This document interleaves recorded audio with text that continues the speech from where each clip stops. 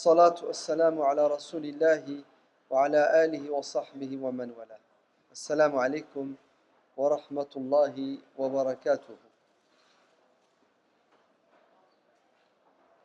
De tout temps, les savants musulmans se sont posé cette question. Est-ce que le texte, la religion révélée, donc le Coran et la Sunna,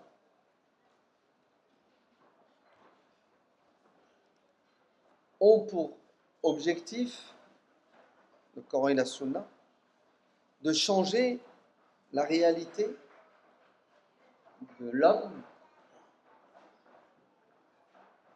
ou la religion a pour objectif d'accompagner l'homme en lui donnant des outils pour améliorer son quotidien. Au XXe siècle, d'autres ont posé la question autrement, disant: est-ce que c'est la religion qui doit se moderniser, ou est-ce que c'est la modernité qui doit, pour nous musulmans, s'islamiser? En d'autres termes, est-ce que moi, en tant que musulman, je dois m'adapter au milieu dans lequel je vis, aux dépens de ma religion, sacrifier des pans de la religion, ou dois-je résister à la culture de mon milieu, à l'idéologie, et nager à contre-courant? Et d'ailleurs, cette problématique, on se l'est posée dès le début des années 80. Quand je dis on, ce sont les acteurs islamiques en France, les responsables des associations, et notamment l'UOIF, l'Union des organisations islamiques de France. On s'est posé cette question. Est-ce que on doit adapter l'islam à notre contexte, ou est-ce qu'on doit forcer la société dans laquelle nous vivons à s'adapter à l'islam? D'ailleurs, je crois même qu'aujourd'hui, on continue à se la poser, non? D'ailleurs, quel que soit l'endroit où se trouve le musulman sur terre, il se pose cette question lorsqu'il est confronté à un problème. C'est quoi le rôle du savant musulman, du faqih, du jurisconsulte, du mufti? C'est quoi son rôle? Est-ce de vous citer des textes? C'est-à-dire, est-ce que lorsque vous venez pour consulter un savant, son devoir est-il uniquement de vous réciter comme un perroquet, hein, Dieu a dit, le prophète a dit, ou de comprendre la problématique et d'essayer de trouver la solution? Vous allez me dire, donc, il suffit de citer. Vous posez un problème, Dieu a dit, le prophète a dit, affaire classée. Et non, c'est pas comme ça. Parce que si c'était comme ça, on n'aurait pas besoin de savants. On aurait besoin d'un iPhone, une application, puis vous avez un souci, vous appuyez sur l'occurrence qu'il faut, par exemple viande de porc, et puis Dieu a dit, le prophète a dit, affaire classée. En vérité, c'est beaucoup plus compliqué. Pourquoi? Parce que Dieu, qui a créé l'homme, connaît sa création. Et l'homme, par essence, est faible.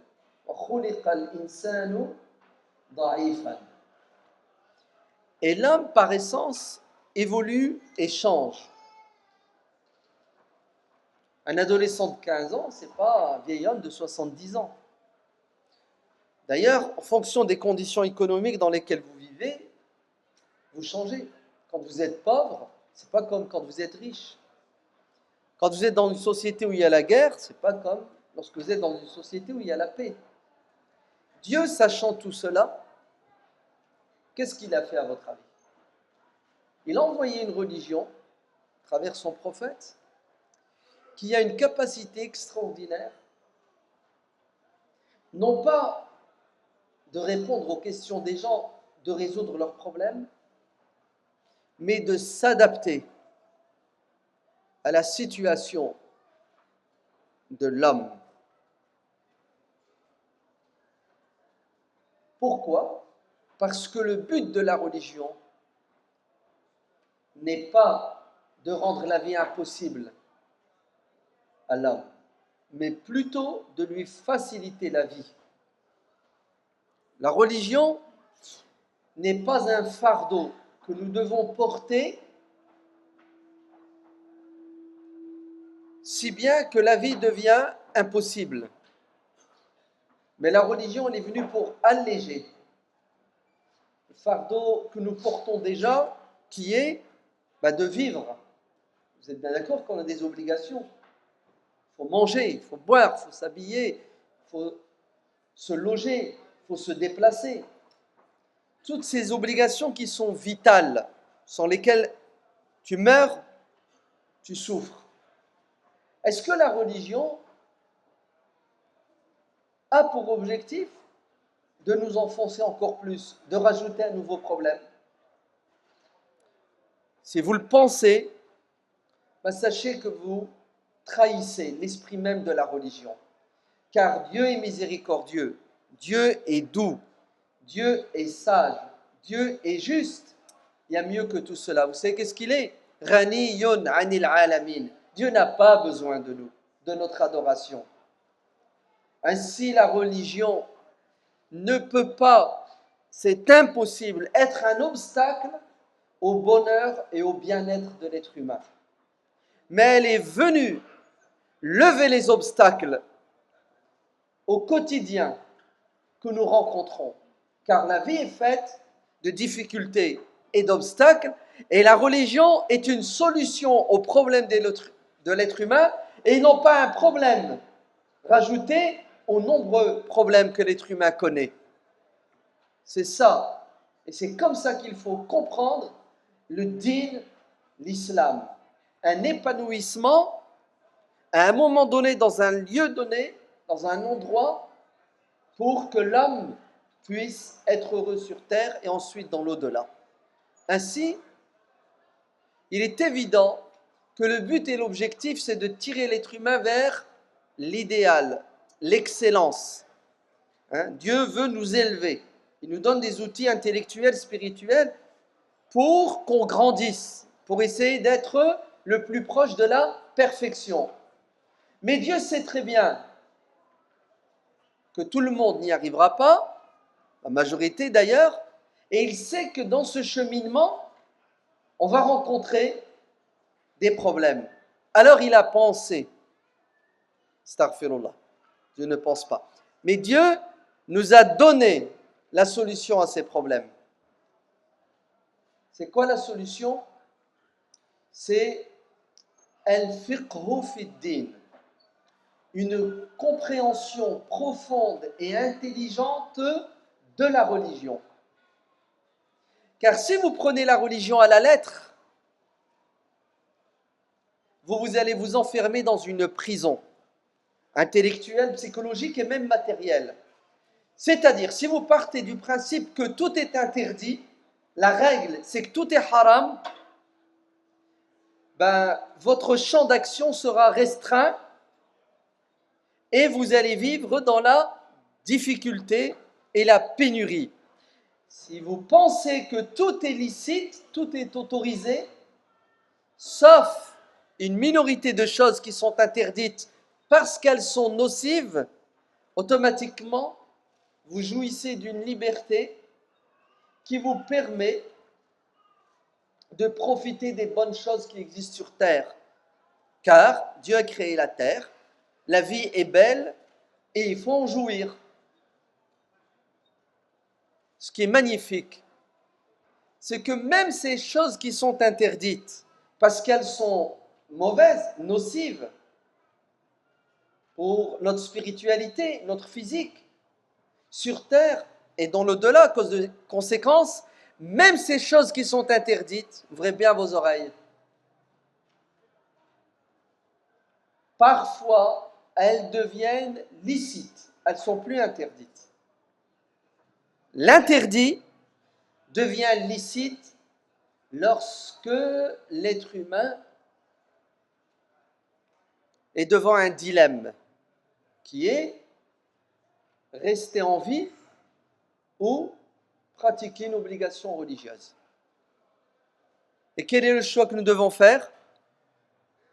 Rester en vie. Vous savez pourquoi? Parce que rester en vie est une obligation religieuse. Rester en vie est une obligation religieuse. Car Dieu dit dans le Coran, ne vous donnez pas la mort. Wala taqtulu anfusakum. Ainsi, le contexte dans lequel nous vivons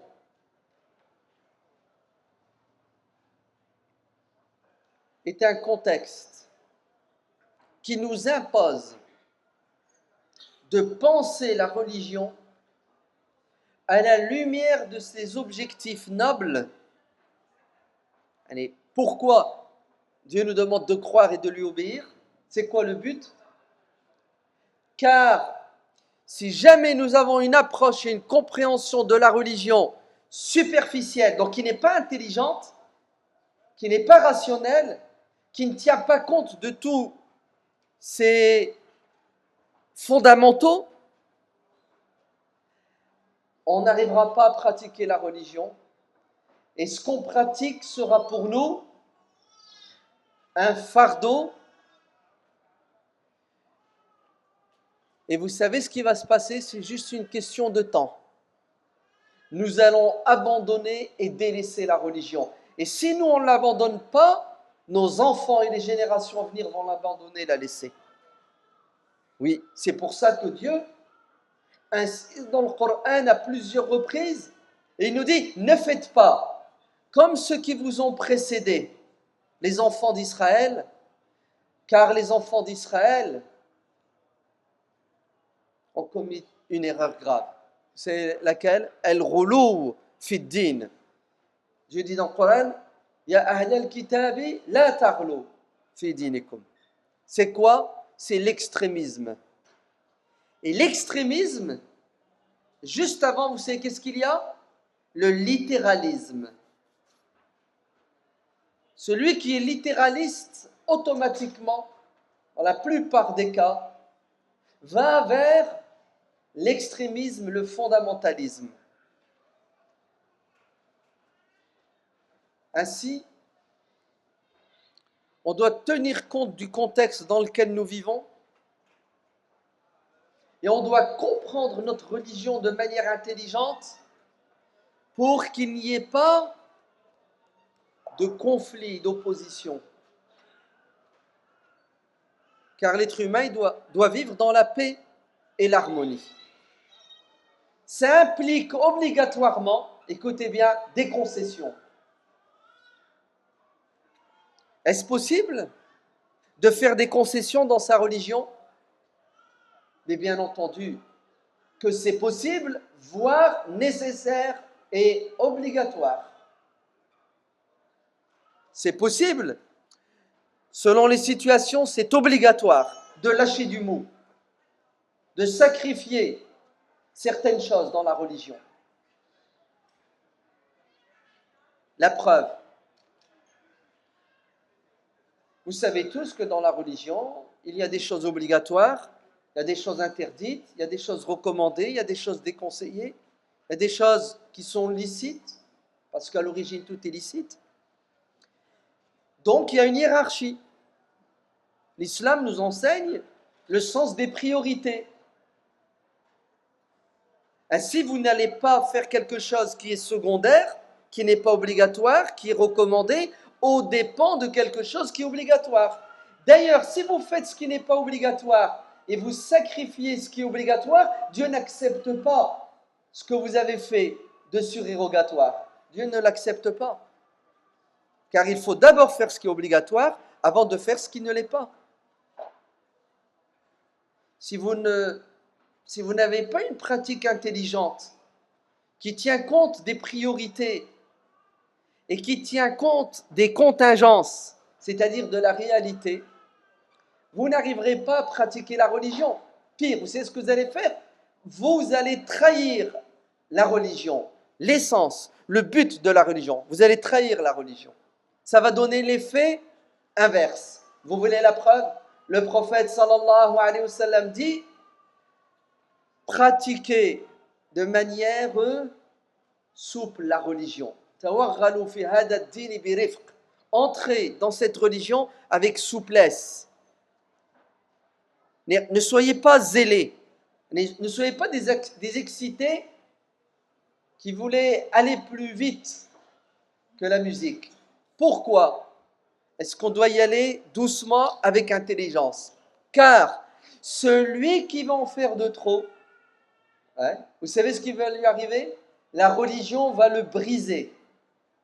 La religion qui a pour objectif de te construire va te détruire.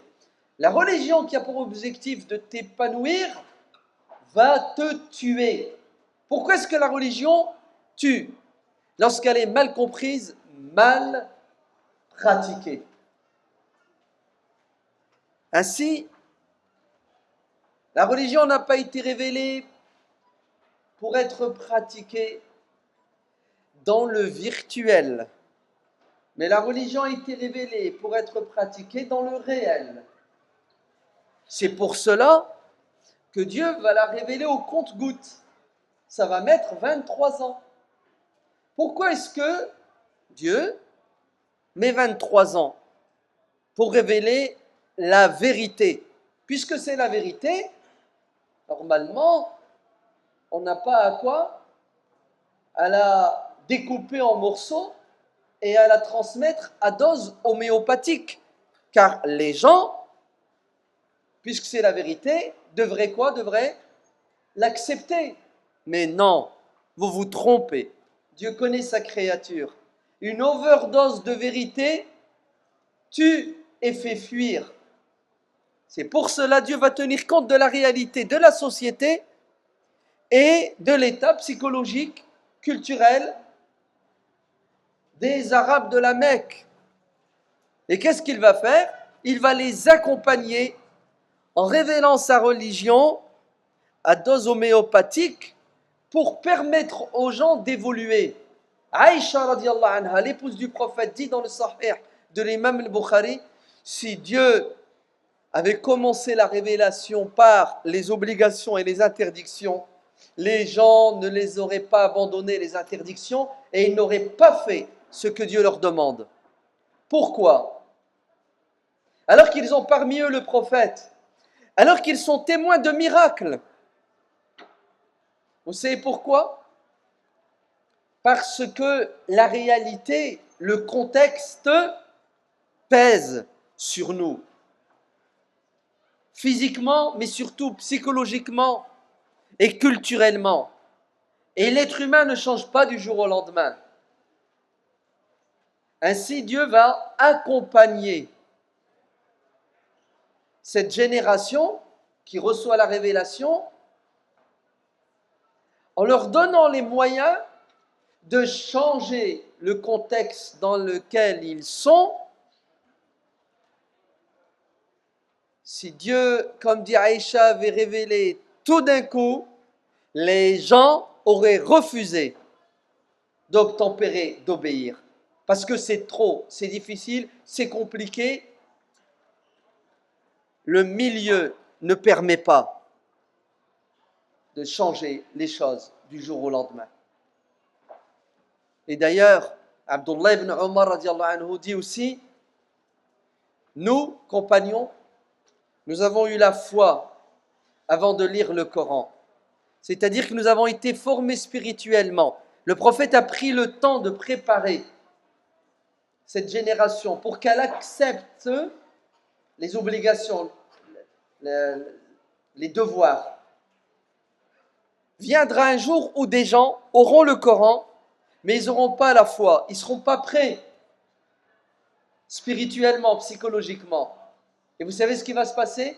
Ils vont le lire de A à Z sans le mettre en pratique. car ils ont mis la charrue avant les bœufs. Il faut la charrue, il faut les bœufs, il faut du temps. Pourquoi? Pour changer la réalité. C'est pour cela, il y a un principe évident dans notre religion qui s'appelle le principe de quoi? De darura. C'est quoi la darura? C'est l'obligation, la nécessité impérieuse. Tu n'as pas le choix, c'est une question de vie ou de mort. Tous les verrous sautent. Tu n'as rien à boire si ce n'est que des boissons enivrantes. Le Coran te dit, bois pour rester en vie. Il y a quelqu'un qui fait pression sur toi et te dit, tu bois sinon je t'ôte la vie. Qu'est-ce que vous faites? Vous buvez. Le Dieu qui interdit la consommation des boissons enivrantes t'oblige à consommer cette boisson pour rester en vie. Vous avez bien vu qu'il y a un verrou qui a sauté. Le haram est devenu halal. À cause de quoi? À cause du contexte. Le contexte dans lequel tu es t'impose quoi? À faire des concessions.